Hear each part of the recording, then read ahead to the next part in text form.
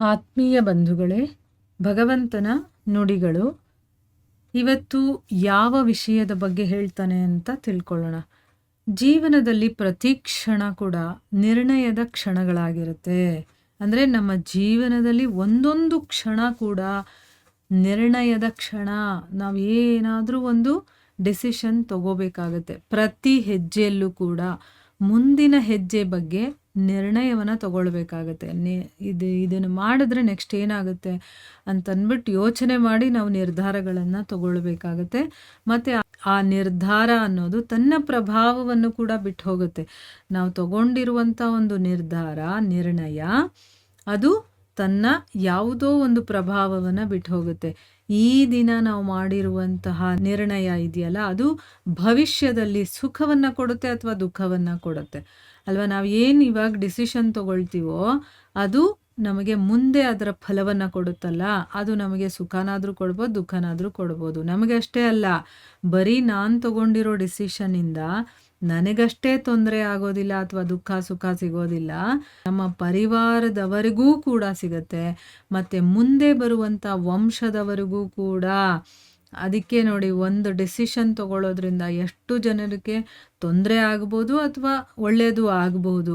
ಅದಕ್ಕೆ ಪ್ರತಿ ಕ್ಷಣ ಕೂಡ ನಾವು ಏನಾದರೂ ಒಂದು ನಿರ್ಧಾರಗಳನ್ನು ತಗೊಳ್ತಾ ಇರ್ತೀವಿ. ಯಾವಾಗಾದರೂ ಏನಾದರೂ ತೊಂದರೆ ಮುಂದೆ ಬಂದಾಗ ಮನಸ್ಸು ವ್ಯಾಕುಲವಾಗಿಬಿಡುತ್ತೆ. ಅನಿಶ್ಚಯದಿಂದ, ಅಂದರೆ ಏನು ನಿರ್ಧಾರ ಮಾಡಬೇಕು ಅನ್ನೋದೇ ಗೊತ್ತಾಗಲ್ಲ, ಆ ರೀತಿ ಆಗೋಗ್ಬಿಡುತ್ತೆ. ನಿರ್ಧಾರ ಮಾಡುವಂಥ ಆ ಕ್ಷಣನೇ ಯುದ್ಧದ ಥರ ಆಗಿಬಿಡುತ್ತೆ. ಮತ್ತು ಮನಸ್ಸೇ ಯುದ್ಧ ಭೂಮಿ ಆಗಿಬಿಡುತ್ತೆ. ಈ ರೀತಿಯ ಒಂದು ಘಟನೆ ನಮ್ಮ ಜೀವನದಲ್ಲಿ ನಡೆದಿರುತ್ತಲ್ವಾ. ನಾವೇನಾದರೂ ಒಂದು ನಿರ್ಧಾರ ತಗೋಬೇಕು ಅಂತಂದಾಗ ನಮ್ಮ ಮನಸ್ಸು ವ್ಯಾಕುಲವಾಗುತ್ತೆ. ಏನು ಮಾಡಬೇಕು ಅಂತ ಗೊತ್ತಾಗೋದಿಲ್ಲ. ನಮಗೆ ಆ ಕ್ಷಣನೇ ಯುದ್ಧ ಅನಿಸ್ಬಿಡುತ್ತೆ. ನಮ್ಮ ಮನಸ್ಸೇ ಯುದ್ಧ ಭೂಮಿ, ಅದ್ರ ಒಳಗಡೆ ಇದೆಲ್ಲ ಆಗ್ತಾ ಇರುತ್ತೆ ಅಲ್ವಾ. ಹೆಚ್ಚಾಗಿ ನಾವು ನಿರ್ಧಾರಗಳನ್ನು ದ್ವಂದ್ವ ತೊಂದರೆಗಳನ್ನು ದೂರ ಮಾಡ್ಕೊಳ್ಳೋದಕ್ಕಲ್ಲ, ಕೇವಲ ಮನಸ್ಸನ್ನು ಶಾಂತಗೊಳಿಸೋದಕ್ಕೆ ತಗೊಳ್ತೀವಿ. ಇದು ತುಂಬ ಇಂಪಾರ್ಟೆಂಟ್ ನೋಡಿ. ಇವಾಗ ನನಗೇನು ತೊಂದರೆ ಬಂದಿದೆಯೋ ಅದನ್ನು ದೂರ ಮಾಡ್ಕೊಳ್ಳೋದಕ್ಕೆ ನಾವು ನಿರ್ಧಾರ ತಗೊಳ್ಳೋದಿಲ್ಲ. ನನ್ನ ಮನಸ್ಸು ಶಾಂತವಾಗಬೇಕು, ನನಗೆ ಹಿಂಗೆ ಮಾಡಿದ್ರೆ ನನ್ನ ಮನಸ್ಸಿಗೆ ನೆಮ್ಮದಿಯಪ್ಪ, ಅದಕ್ಕೆ ನಾನು ಆ ರೀತಿ ಮಾಡಿದೆ ಅಂತ ಹೇಳ್ತೀವಿ ಹೊರತು ಅಲ್ಲಿ ಏನು ಪ್ರಾಬ್ಲಮ್ ಬಂದಿದೆ ಅದಕ್ಕೆ ಸೊಲ್ಯೂಷನ್ ಹುಡ್ಕಲ್ಲ. ಅದು ನನ್ನ ಮನಸ್ಸಿಗೆ ಒಪ್ಪೋ ಆಗಿರ್ಬೇಕು, ನನ್ನ ಮನಸ್ಸು ಶಾಂತವಾಗಬೇಕು, ಆ ರೀತಿಯ ನಿರ್ಧಾರವನ್ನು ತಗೊಳ್ತೀವಿ. ಅದು ತುಂಬ ತಪ್ಪಲ್ವಾ. ಆದರೆ ಯಾರಾದರೂ ಓಡ್ತಾ ಊಟ ಮಾಡೋದಕ್ಕೆ ಸಾಧ್ಯನಾ? ಇಲ್ಲ. ಹಾಗಾದರೆ ಯುದ್ಧದಿಂದ ಹೋರಾಡ್ತಾ ಇರುವಂಥ ಮನಸ್ಸಿದೆಯಲ್ಲ, ಅದು ಒಳ್ಳೆಯ ನಿರ್ಧಾರವನ್ನು ತಗೊಳ್ಳೋದಕ್ಕೆ ಸಾಧ್ಯನಾ? ಇಲ್ಲ. ಮನಸ್ಸಲ್ಲಿ ಕುದೀತಾ ಇರುತ್ತೆ. ಅಂಥ ಒಂದು ಕುದೀತಾ ಇರಬೇಕಾದ್ರೆ, ಅಥವಾ ನನಗೇನೋ ಒಂದು ಪ್ರಾಬ್ಲಮ್ ಬಂದ್ಬಿಟ್ಟಿದೆ, ಆ ಮನಸ್ಸು ಗೊಂದಲದಲ್ಲಿ ಹೋರಾಡ್ತಾ ಇರುತ್ತೆ, ಅಂಥ ಸಮಯದಲ್ಲಿ ನಾವೇನಾದರೂ ನಿರ್ಧಾರ ತಗೊಳ್ಳೋದಕ್ಕೆ ಸಾಧ್ಯ ಆಗುತ್ತಾ? ಖಂಡಿತವಾಗ್ಲೂ ಇಲ್ಲ. ಈಗ ಶಾಂತ ಮನಸ್ಕರಾಗಿ ಯಾರಾದರೂ ಒಂದು ನಿರ್ಧಾರವನ್ನು ತಗೊಂಡ್ರೆ ಅವನು ತನ್ನ ಜೀವನಕ್ಕೆ ಒಂದೊಳ್ಳೆ ಸುಖದ ಭವಿಷ್ಯವನ್ನು ನಿರ್ಮಾಣ ಮಾಡಿಕೊಳ್ತಾನೆ. ಅಂದರೆ ಮನಸ್ಸು ಶಾಂತವಾಗಿದ್ದಾಗ ನಿರ್ಧಾರವನ್ನು ತಗೊಳ್ಬೇಕು ಅಂತ. ಆದರೆ ತನ್ನ ಮನಸ್ಸನ್ನು ಶಾಂತಗೊಳಿಸ್ಕೊಳ್ಬೇಕು ಅಂತಲೇ ಯಾರಾದರೂ ನಿರ್ಧಾರ ತಗೊಂಡ್ರೆ ಆ ವ್ಯಕ್ತಿ ಭವಿಷ್ಯದಲ್ಲಿ ಮುಳ್ಳಿನಿಂದ ತುಂಬಿರುವಂತಹ ವೃಕ್ಷವನ್ನೇ ನೆಡ್ತಾ ಇದ್ದಾನೆ ಅಂತ ಅರ್ಥ ಮಾಡ್ಕೋಬೇಕು.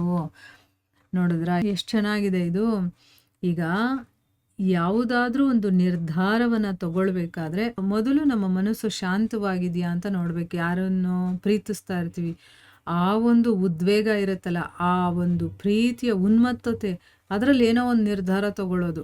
ಅಥವಾ ಯಾರನ್ನಾದರೂ ದ್ವೇಷ ಮಾಡ್ತಿರ್ತೀವಲ್ವಾ ಆಗ, ಅಥವಾ ಕೋಪ ಮಾಡ್ಕೊಂಡಿರ್ತೀವಲ್ವಾ ಆವಾಗ ನಾವು ನಿರ್ಧಾರ ತಗೊಳ್ಳೋದು. ಈ ರೀತಿ ಮನಸ್ಸು ಒದ್ದಾಡ್ತಾ ಇರುತ್ತೆ ಅಥವಾ ಯುದ್ಧದ ರೀತಿಯಲ್ಲಿರುತ್ತೆ.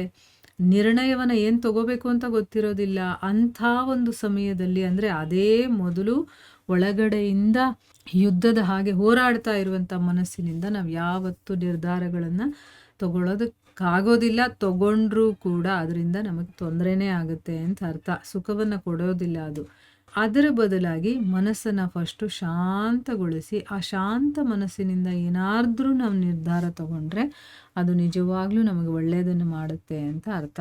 ಇಲ್ಲಿ ಮಹಾಭಾರತದಲ್ಲಿ ಯಾವ ಘಟನೆಯನ್ನು ನೋಡಿದಾಗ ನಮಗೆ ಇದು ಅರ್ಥ ಆಗುತ್ತೆ ಅಂದರೆ, ಉದಾಹರಣೆಗೆ ಗಾಂಧಾರಿ ತಗೊಳ್ಳುವಂಥ ನಿರ್ಧಾರ.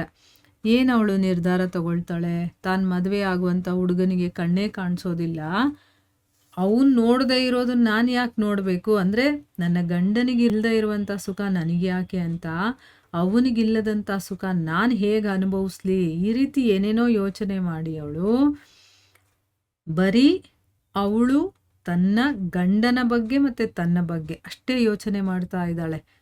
ಇದನ್ನು ಬಿಟ್ಟು ಅವಳು ಬೇರೆ ಏನೂ ಯೋಚನೆ ಮಾಡ್ತಾ ಇಲ್ಲ. ನಾನು ಈ ರೀತಿ ಕಣ್ಣು ಕಟ್ಕೊಂಡ್ರೆ ಮುಂದೆ ಏನಾಗ್ಬೋದು, ಈ ರಾಜ್ಯದ ಗತಿ ಏನು, ಅಥವಾ ನನಗೆ ಹುಟ್ಟೋ ಮಕ್ಕಳ ಗತಿ ಏನು, ಅಥವಾ ಈ ವಂಶದಲ್ಲಿ ಏನೇನೆಲ್ಲ ಆಗಬಹುದು, ಅದ್ರ ಬಗ್ಗೆ ಯಾವುದ್ರ ಬಗ್ಗೆನೂ ಅವಳು ತಲೆ ಕೆಡಿಸ್ಕೊಂಡಿಲ್ಲ.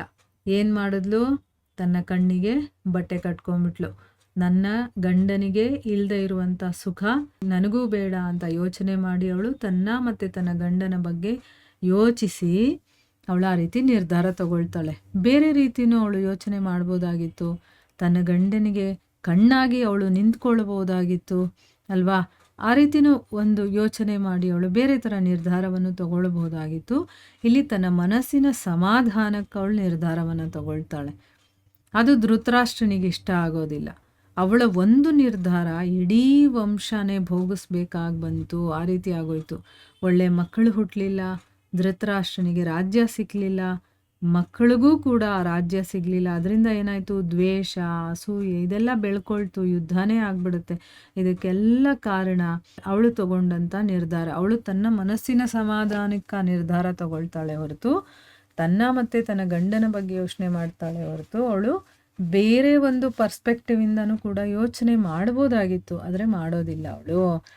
ಸೊ ಈ ರೀತಿ ಶಾಂತವಾದಂಥ ಮನಸ್ಸಿನಿಂದ ಯೋಚನೆ ಮಾಡಿದಾಗ ಒಂದು ಒಳ್ಳೆ ನಿರ್ಧಾರವನ್ನು ನಾವು ತಗೋಬೋದು ಅಂತ ಈ ಭಗವಂತನ ನುಡಿಯಿಂದ ನಾವು ಕಲಿಬೋದು. ಮಹಾಭಾರತದಲ್ಲಿ ಇರುವಂಥ ಘಟನೆಯಿಂದ ನಾವು ಕಲಿಬೋದು ಅಂತ ತಿಳ್ಕೊಬೋದು. ಹರೇ ಕೃಷ್ಣ.